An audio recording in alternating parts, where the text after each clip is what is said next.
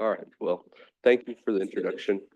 That was probably one of the worst mornings here, but it ended okay. Got new scrubs and our first start case canceled because that patient also passed. So we moved.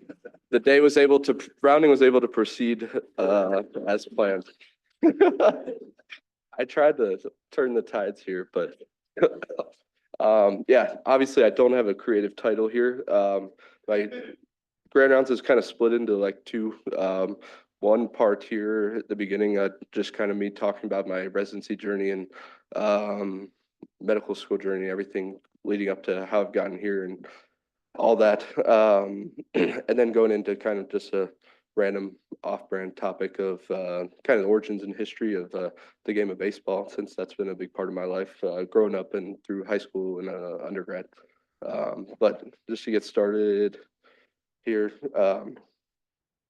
I grew up in Williamsport, Pennsylvania, which is north central PA, probably about 4 hours from here. Main thing we're really only known for is the Little League World Series, which is definitely in this picture here, but I'll talk about it a little more after kind of getting through his medical school residency journey and kind of the history and all that of it. Williamsport's a kind of similar town to Morgantown, and maybe a little more spread out and rural, but about 30, a little less than 30,000 population, kind of in the middle of rural Pennsylvania. From there, went on to undergrad at the University of Pittsburgh, where, like Dr. Hughes said, I studied biologic sciences.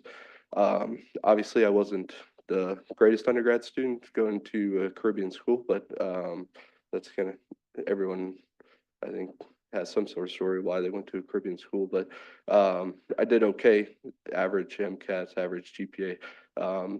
Pitt had a pre-med advisor that you were supposed to sit with, and they would compile all your stuff and go through everything and write a cumulative letter of recommendation for you.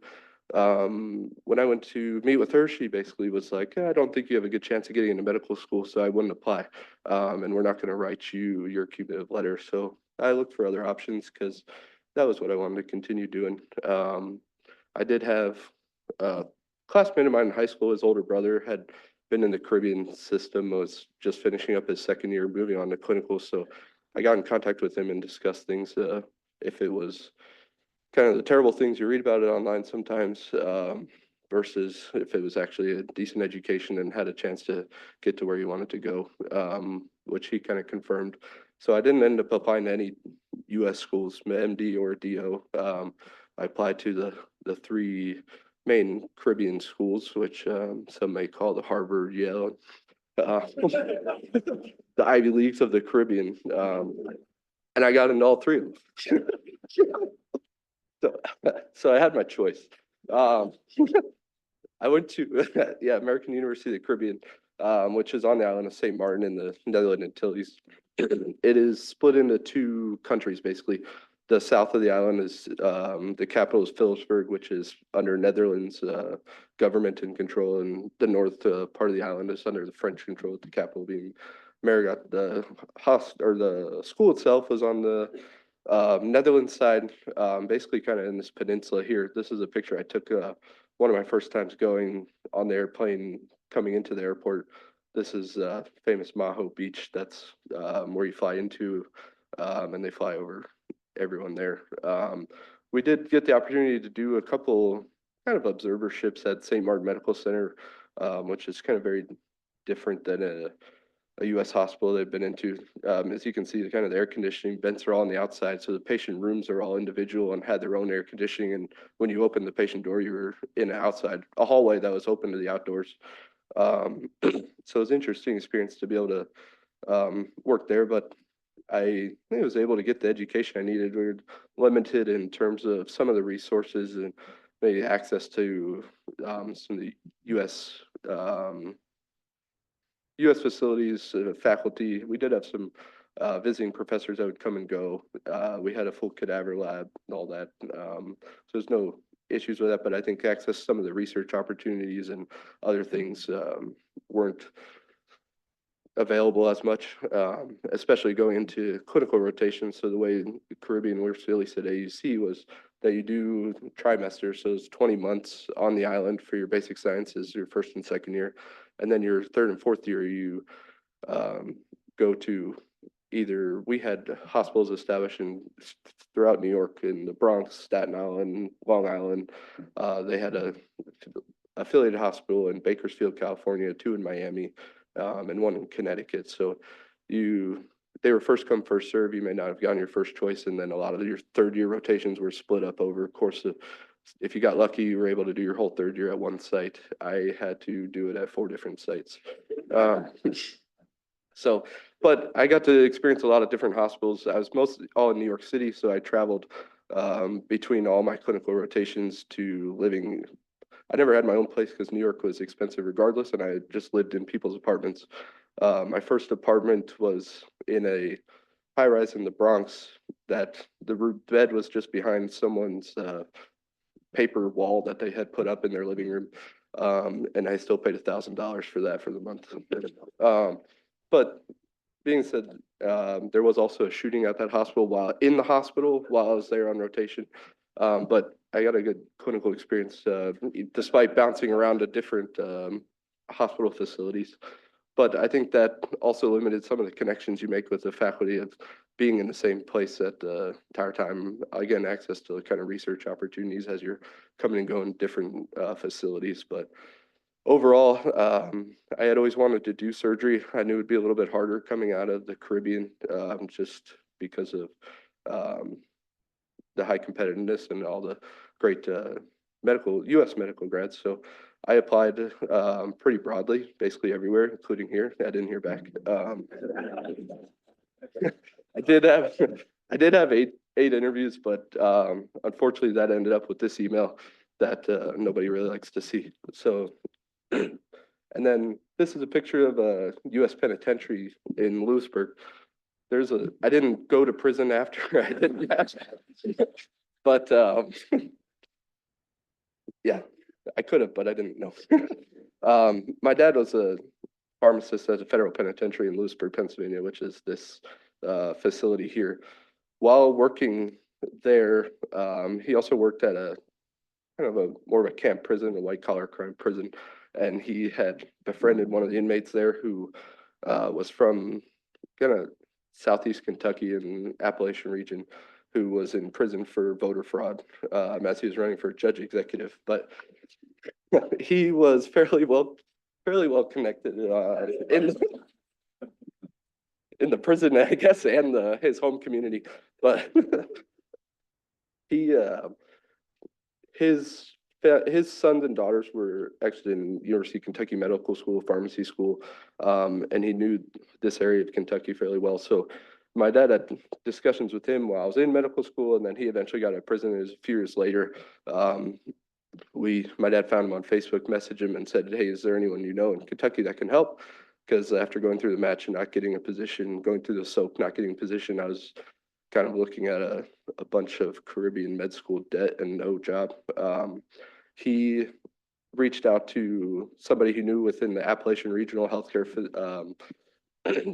facilities that they were starting an internal medicine program, and their hopes were to start that year, but they were outside of the match because they were just getting approval. Next thing I know, we got an email from their program manager and said, "Send your resume and all the supplying documents to them," and ended up having an interview there and then offering a position in internal medicine at their facility as basically categorical resident. So I ended up at Appalachian Regional Healthcare in Harlan, Kentucky, which is kind of along the southeast border in the heart of Appalachian coal mining territory. Fairly small hospital, kind of similar to Jefferson when we got there, but maybe just a touch bigger. Not much access to resources in terms of specialists, patients, very similar to here as well.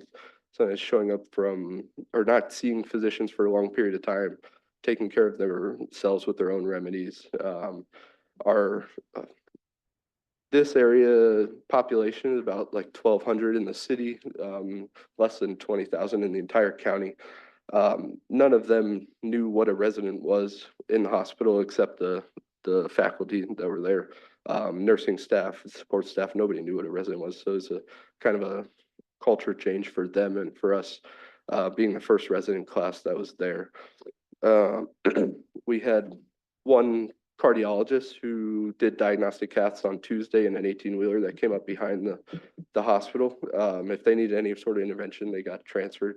We had no neurologist. They had just hired a nephrologist, but had no inpatient capabilities of dialysis at the time, which they were working on. They were in the process of hiring a pulmonologist. There's a 5-bed ICU, which towards the end of my intern years, they got VICU capabilities, but if we had upgraded anyone to the ICU, we were also the ICU doctors taking care of them.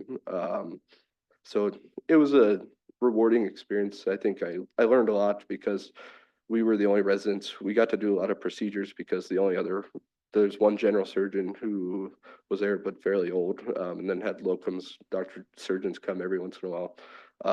There's nothing really super complex that they did. Is mostly transferred out, and we spent a lot of time as internists transferring like people coming here. So I've seen the other end of that wait line, and kind of see how that process goes as well. Sometimes we're on that end waiting for transfer, and it seems like the plans kind of just stop, which sometimes they do because the ultimate plan is to get them to a higher level of care.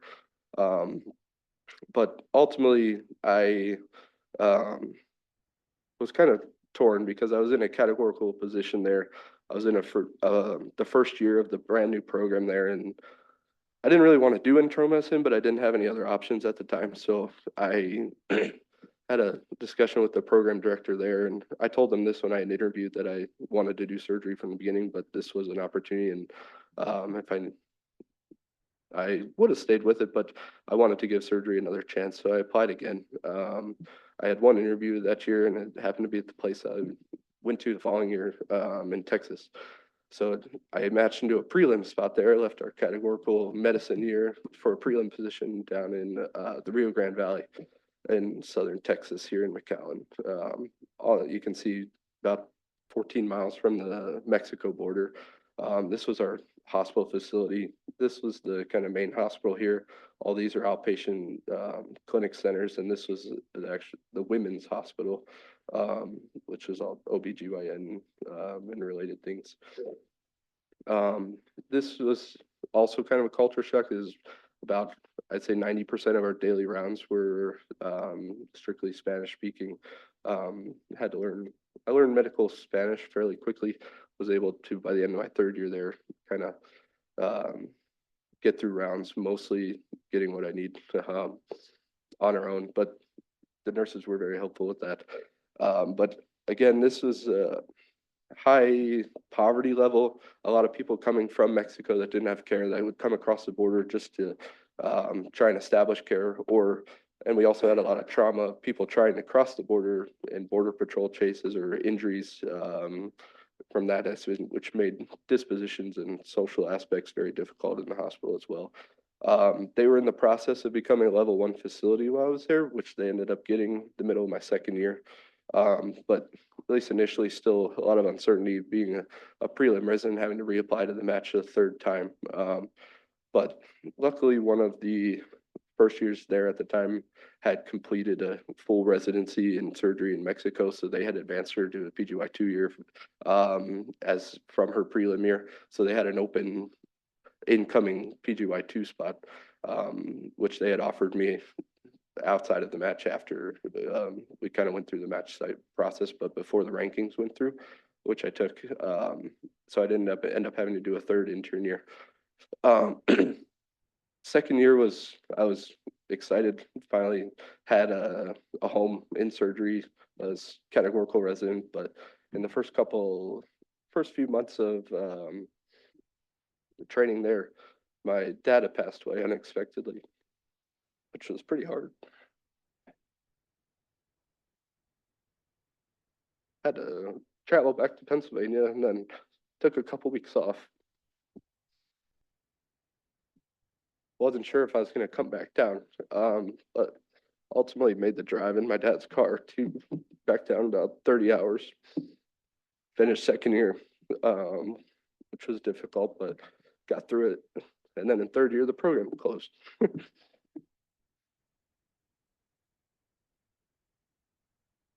So a little bit difficult time, but ultimately made it here. The only people before coming here I talked to was Dr. Dudas and Jeff. Um, so,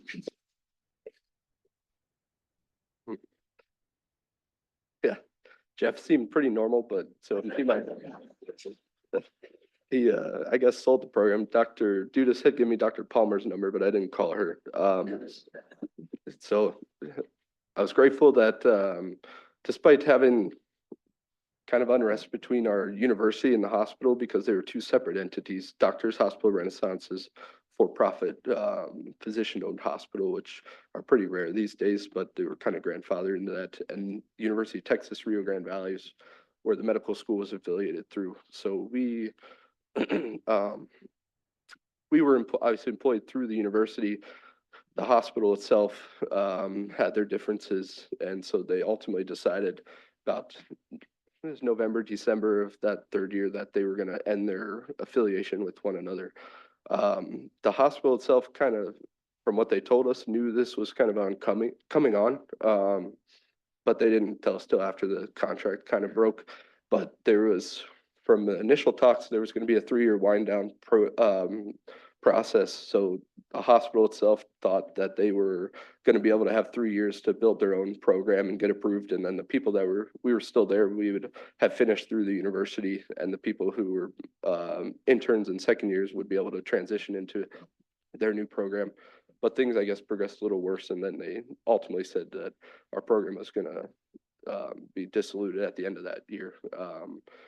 Which left a lot of uncertainty for everyone. Our faculty had all left the university and were hospital employed, so they were all, and had just become a level 1 trauma center, so they were all trying to get us to stay, despite not knowing if they had a program or not.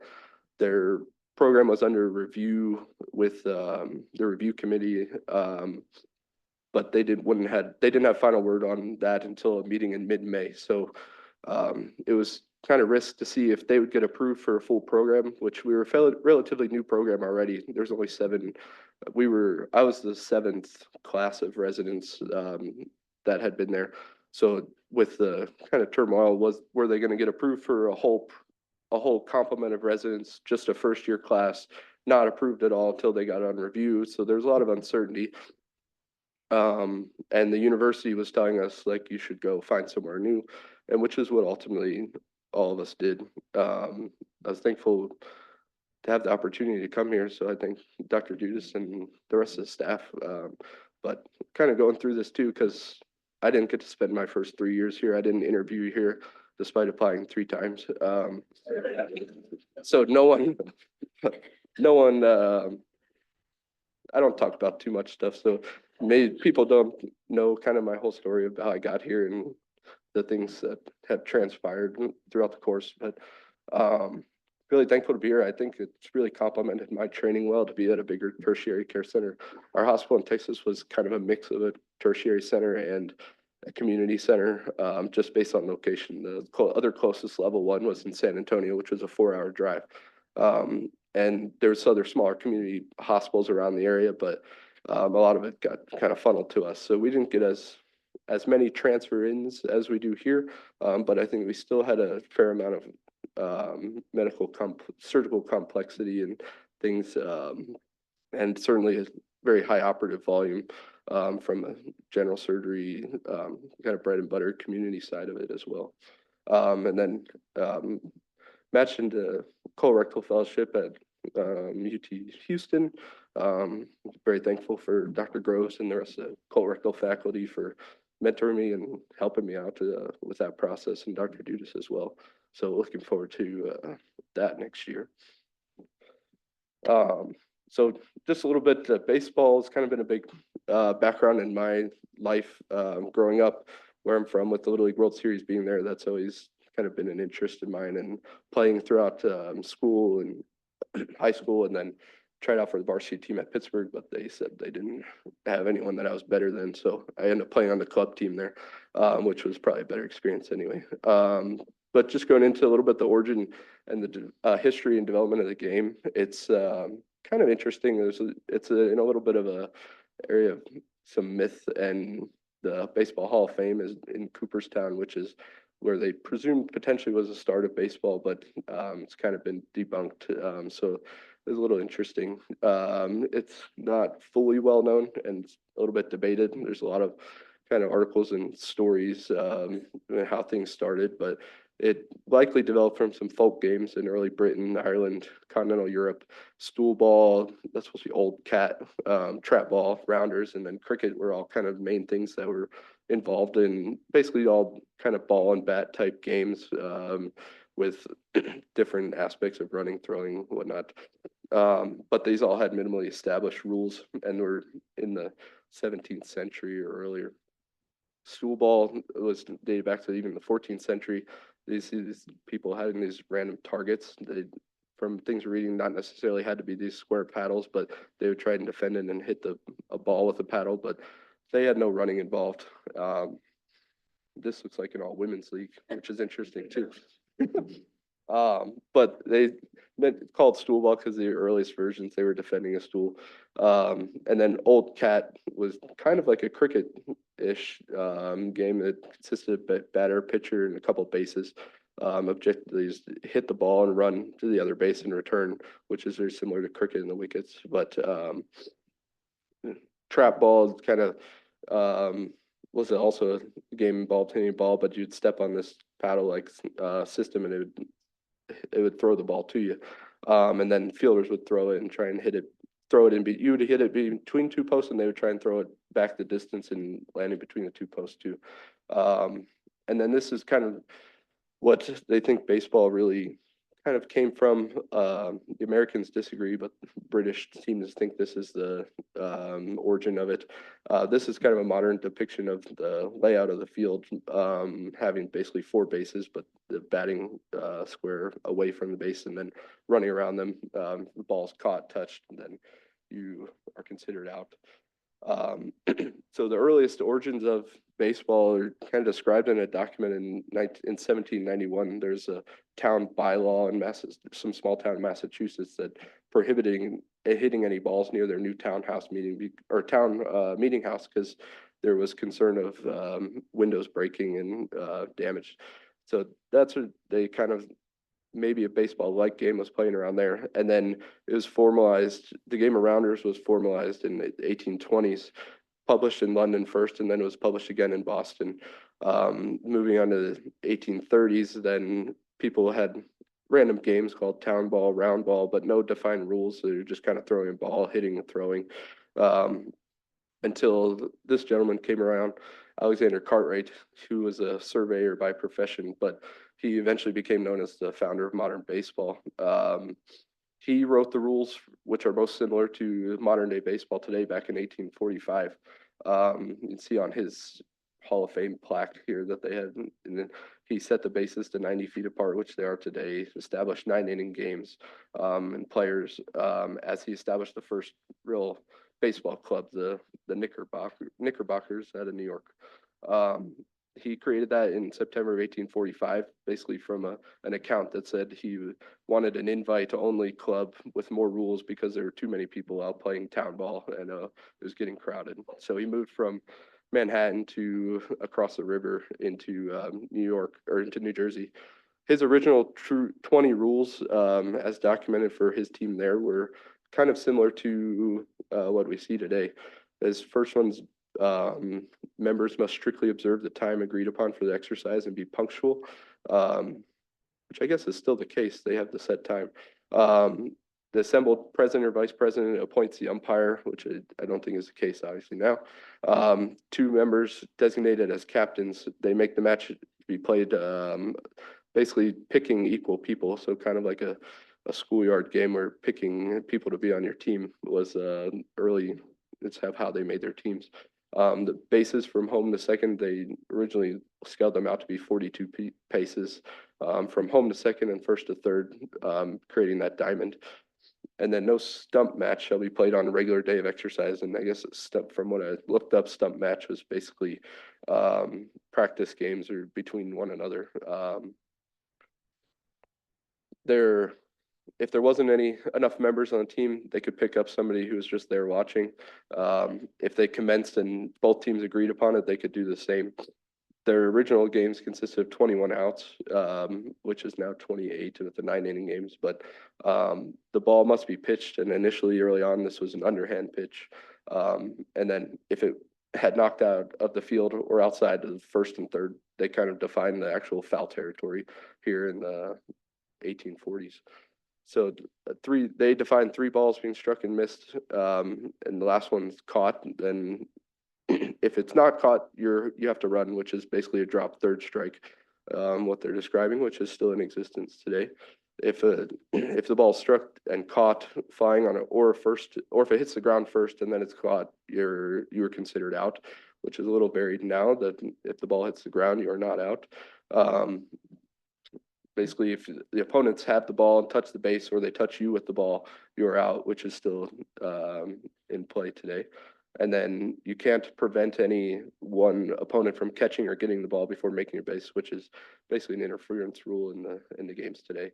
3 hands out basically means the inning had ended and the other team got to take their turn. You must hit in a batting order, essentially, and then all disputes and differences you can still argue with the umpire in the 1840s. No, they recommended, or they had laid out that no outs or advancement of base can be made if you hit a foul ball, which is partially true, as you can catch it nowadays and get out. But a runner cannot be put out making one base when a balk is made on the pitcher. So if the pitcher makes a false move, they can move up and in, and then one base is allowed when the ball's thrown or hit it out of play. So overall, fairly similar, but obviously a lot more nuanced today. This was a team in 1858, one of the early Knickerbockers. Their first game after they established rules was the following summer in 1846 in Hoboken, New Jersey. The original team lost 23-1, but this was just a sketching of their initial game. It continued to progress into the mid-1850s, which is when people started referring to it as national pastime or national game, even though it had just been established. They had kind of redefined some of the rules and made them the laws of baseball. That's when they established more of the 9 inning games, 9 players, 90 feet between the bases. And then in that year, the first basically league was created with the National Association of Baseball Players, which governed 16 of the area clubs, basically all in New York at this time. Then they further progressed with new rule developments. You couldn't make an out at this time by catching it on a first bounce. And this led to the progression of the first major league professional team in 1869, the Cincinnati Red Stockings. They went undefeated, 57-0, the only team to still remain to do that, but they all played semi-pro and other amateur teams, as they were the only professional team. This continued to progress, and new leagues were created.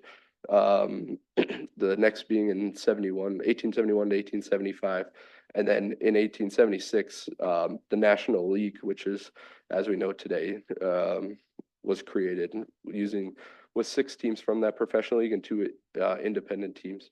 They weren't too creative with their team names, as over half of them were the red or white stockings, but had traveled more across the country now, and we're in different cities: Boston, Hartford, New York, Philly, Chicago, St. Louis, Louisville, Cincinnati.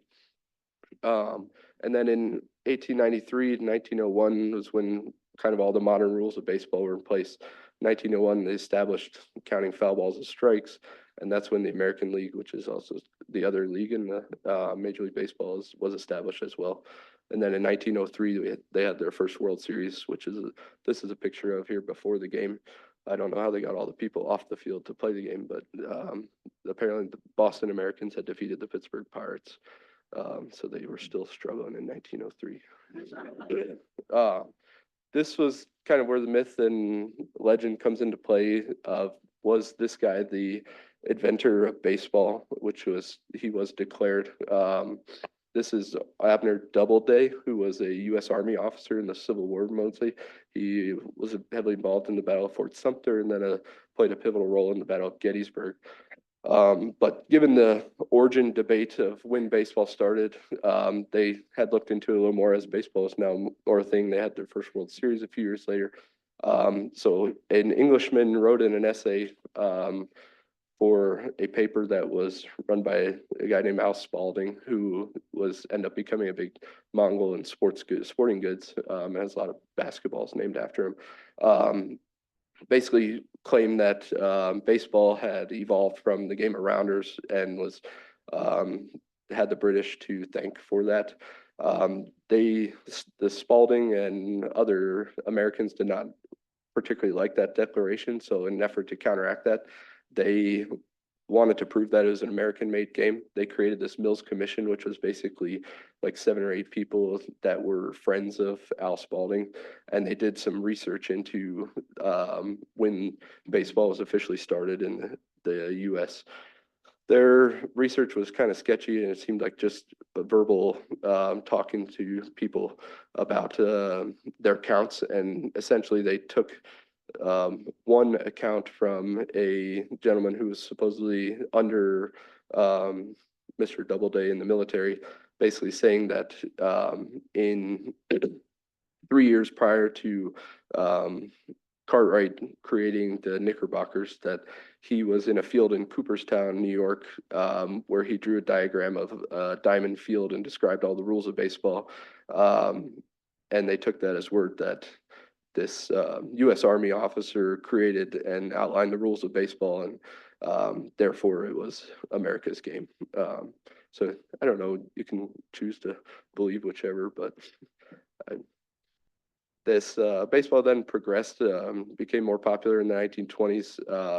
The first significant Negro League was formed, and this lasted to the 31. And then other leagues started to create. The Little League Baseball was founded in 39. 47 College World Series was initiated. And then a big milestone for baseball in 47 was also Jackie Robinson's first debut with the Brooklyn Dodgers, breaking the color barrier in baseball. And he's still continued to be honored every year on April 15th with every player wearing number 42. So I left a lot of history out and other major eras in baseball, including the steroid era and gambling issues and all that. But the current state, there's 30 teams still separated in the National American Leagues. They have multiple minor league affiliates, single A, double A, triple A, and then the Black Bears got kind of redesignated to a prep league, basically, as budget cuts in the minor leagues are a little bit tight. And then it's become a worldwide game. They said Cartwright had took it to Hawaii and the Pacific coast, and then it kind of progressed there. There's one contributor in Cuba that took it to the Caribbean, and then now was on hold in the Olympics, but looks like it's coming back in this Olympics. And then they have the World Baseball Classic, which is kind of an Olympic style tournament of teams from Asia, Europe, the Caribbean, South America, Mexico, the Far East, everywhere competing in their own tournament. And then the future developments there, baseball is becoming very advanced analytics, looking at spin rates on pitches, launch angles on hitting. They're talking about getting robot umpires, which they used in spring training this year to try out, and then just the development of replay. But it's kind of interesting that the rules back in the 1840s are kind of still in play for the most part, the basics today. Now, Little League Baseball is in my backyard in Williamsport, PA. So just going to go up a little bit into the development of that and its progression. But in 1938, a gentleman by Carl Stotts started the league. Basically, from accounts, he didn't have any children, but a few of his nephews, he got around with them as baseball was becoming big, and they created a league which was meant for children, and shortened the field basically to half the length of the professional fields.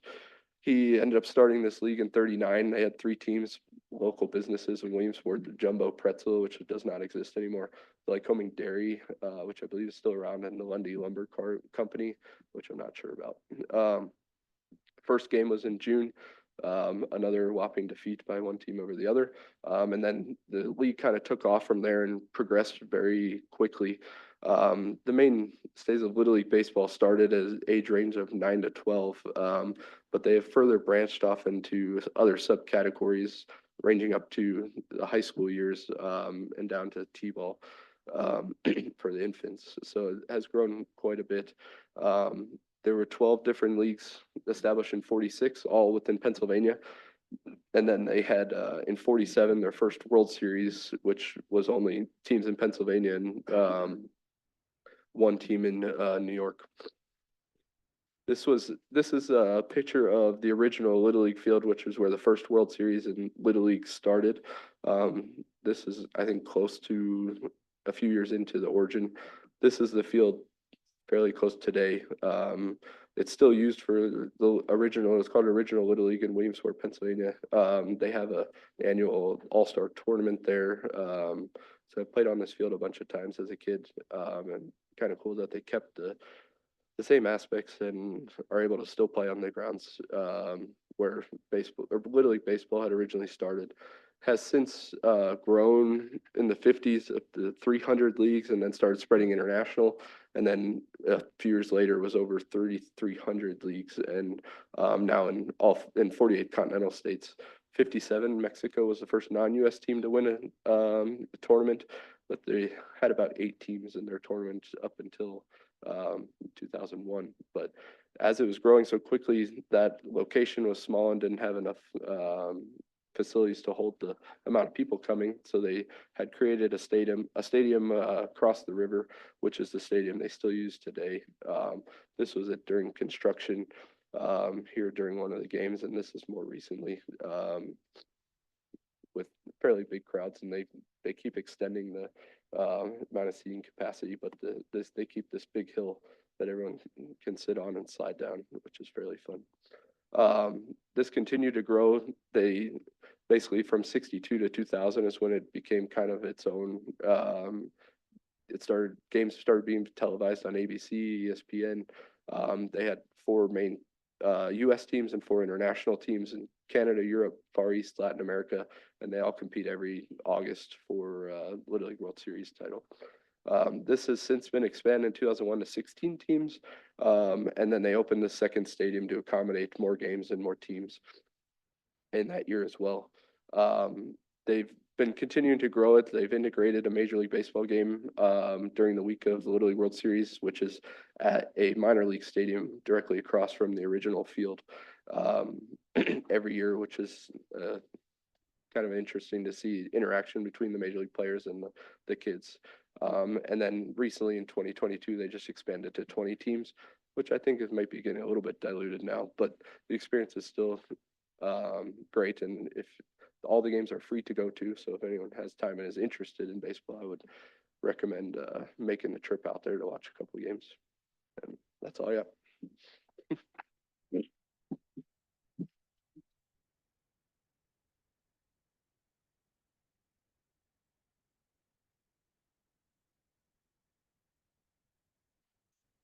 Yeah.